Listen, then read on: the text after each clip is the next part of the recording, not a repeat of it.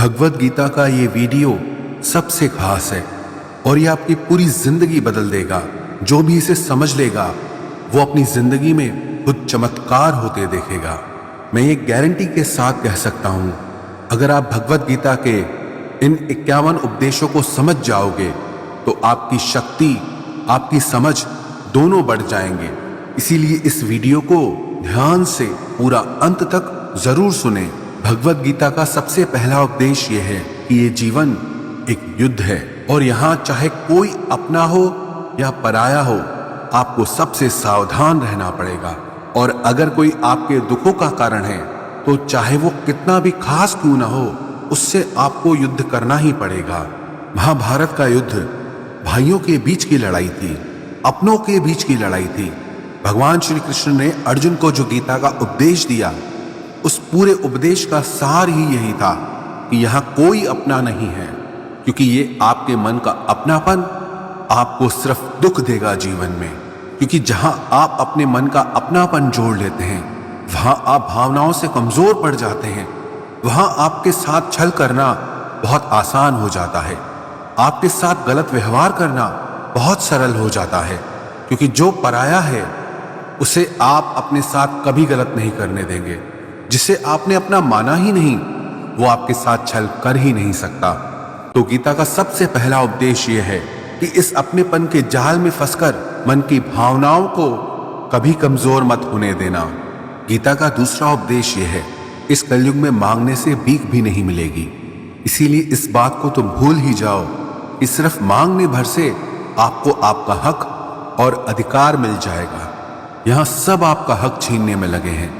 अगर आप दाता दानी बनकर बैठ जाएंगे या थोड़ा असावधान हो जाएंगे तो लोग आपसे आपका हर हक छीन लेंगे। जिसके पास आपसे ज्यादा शक्ति होगी वो आपको आपका कोई हक नहीं मिलने देगा। कई बार आप कुछ लोगों से इतना दब जाते हैं कि आपको अपनी शक्ति और अपने हक का पता ही नहीं चलता। कई बार आप बेवजह ही दुख झेलते हैं, क्योंकि जिस पर आपका हक और अधिकार होता है वो आपको नहीं मिलता। इस कलयुग में न्याय और हक आपको अपने आप से कभी नहीं मिलेगा।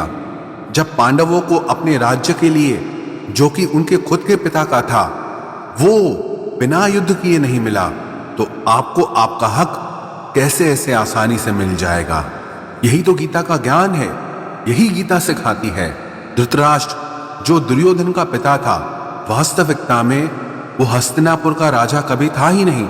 सिर्फ पांडवों के पिता महाराज पांडु की अनुपस्थिति में उसे कार्यकारी राजा बनाया गया। लेकिन फिर भी उसने और उसके बेटों ने उस राज्य पर कब्जा जमा लिया, जिस राज्य पर उनका कोई अधिकार ही नहीं था। और जो पांडव सिर्फ जन्म से ही नहीं बल्कि गुणों से भी उस राज्य के अधिकारी थे, उन्हें अपने ही राज्य को प्राप्त करने के लिए युद्ध करना पड़ा, न जाने कितने लोगों को मारना पड़ा। तो अगर आप गीता के ज्ञान को गहराई से समझेंगे, आपको ये अच्छे से समझ में आ जाएगा कि आज के युग में बिना लड़े आपको आपका हक और अधिकार कभी नहीं मिलने वाला। गीता की तीसरी शिक्षा ये है, किसी भी घर, परिवार या रिश्ते में प्रेम सिर्फ तभी रह पाएगा जब उस संबंध से जुड़ा इंसान सिर्फ अपने बारे में नहीं बल्कि दूसरों के बारे में भी परवाह करे। आजकल लोग रिश्ते तो बहुत जोड़ लेते हैं, पर प्रेम किसी भी रिश्ते में दिखाई ही नहीं देता। किसी को किसी की परवाह ही नहीं है। लोग अपने अहंकार और स्वार्थ में इतना डूब चुके हैं कि उन्हें कोई फर्क ही नहीं पड़ता। अगर रिश्ते टूटने हैं तो टूट जाए, चाहे रिश्तों में प्रेम की जगह एक दूसरे के प्रति नफरत हो जाए, पर कोई भी अपना अहंकार और स्वार्थ कभी छोड़ ही नहीं पाता। आप गौर करना, कोई भी नया रिश्ता इसी बात पर शुरू होता है क्योंकि दो लोग एक दूसरे की परवाह करते हैं। अगर कोई इंसान सिर्फ अपने ही स्वार्थ और अहंकार से भरा हो और आपकी जरा भी परवाह ही ना करे, तो आप उससे रिश्ता जोड़ेंगे ही नहीं।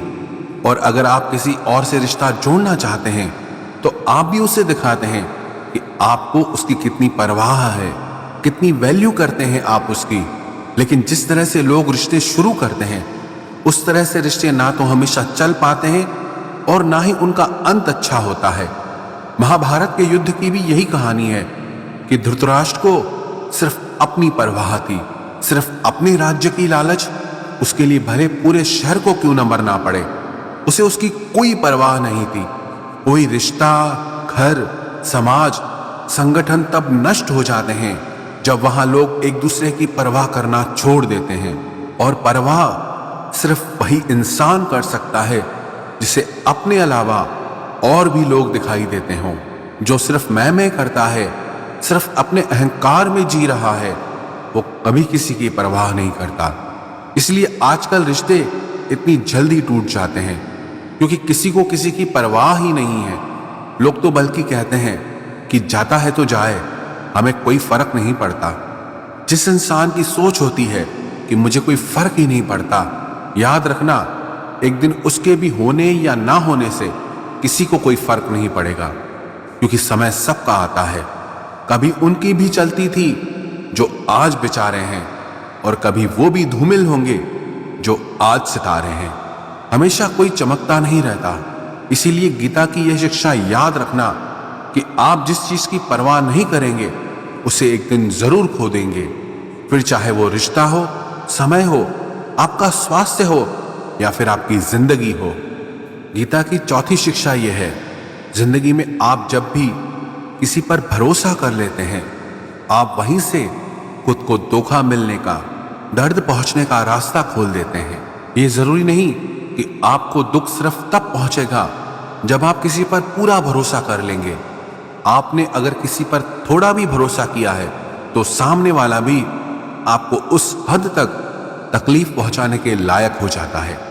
आप गौर करना, आपको जिंदगी में जब भी किसी ने चोट पहुंचाई होगी, उसका सबसे बड़ा कारण यही होगा कि आपने उस पर भरोसा कर लिया।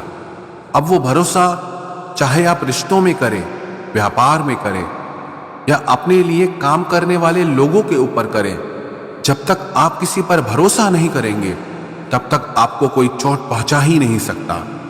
क्योंकि मनुष्य का स्वभाव है, जैसे ही वो किसी पर भरोसा करता है तो फिर उस इंसान को लेकर या उस काम को लेकर वो असावधान हो जाता है। क्योंकि जब भरोसा है तो इंसान उस बात की चिंता ही नहीं करता, और उसकी वो असावधानी उसे हमेशा चोट पहुंचाती है। इसलिए गीता की ये शिक्षा जरूर याद रखना कि भरोसा जिस पर भी करें, बहुत सोच समझकर और सावधानी के साथ करें। गीता की पांचवी शिक्षा यह है, जो बात आपके मन को बार बार तंग कर रही है, आपके मन को परेशान कर रही है, चाहे वो आपको कितना ही पसंद क्यों ना हो, पर आपको उसे छोड़ देना चाहिए। कई बार जिंदगी में ऐसा होता है कि आपको कोई चीज, कोई इच्छा या कोई रिश्ता बहुत अच्छा या जरूरी लगता है, लेकिन उसकी वजह से अगर आपका मन दुखी और परेशान हो रहा है तो उसका मोह छोड़ देना चाहिए। क्योंकि ना वो चीज, वो रिश्ता, वो इच्छा आपको ठीक से मिल पा रही है और ना आप उसे छोड़ पा रहे हैं, और उसकी वजह से आपके मन की स्थिति कष्ट, पीड़ा और दुख से भर जाती है। ये जरूरी नहीं कि आपको क्या अच्छा लगता है, बल्कि ये जरूरी है कि आपके लिए क्या सही है। याद रखना, जब तक आप अपने मन को उन चीजों में लगाए रखेंगे जो आपको खुशी नहीं देते, तब तक आपको सिर्फ दुख और पीड़ा ही मिलती रहेगी। इसलिए जो आपके मन को अच्छा लगे उसके पीछे मत भागो, बल्कि जो आपके मन को हल्का कर दे उस रास्ते पर चलना चाहिए। गीता की छठी शिक्षा यह है, बहुत ज्यादा सरल और सीधा मन लेके चलोगे तो लोग आपको छलते ही रहेंगे। यहां सब इसी उम्मीद में बैठे हैं कि कैसे किसी से अपने लिए ज्यादा से ज्यादा फायदा ले लिया जाए। आपके मन की सरलता दूसरों को ये संदेश देती है कि वो आपका फायदा उठा सकता है। आप सरल और सीधे इंसान हैं, इसमें कोई बुराई नहीं, लेकिन जब आपकी सरलता, सीधापन लोगों को दिखाने लगते हैं तब लोग इसका फायदा जरूर उठाते हैं। वास्तविकता में सरल और सीधा होने का बस इतना मतलब है कि आप किसी का फायदा ना उठाएं। इसका यह मतलब नहीं कि आप लोगों को अपना फायदा उठाने दें। गीता की सातवीं शिक्षा यह है, जो लोग आपको पसंद नहीं है या जो लोग आपके दुख का कारण है, एक तो जितना हो सके उनसे उतना दूर रहो, और दूसरा उनके पीछे भी उनके बारे में बात न करें। क्योंकि जब आप उस इंसान के बारे में ही बात कर रहे होते हैं तब आप उस पीड़ा को अनुभव करते हैं जो उसकी वजह से आपको मिली है या मिल रही है।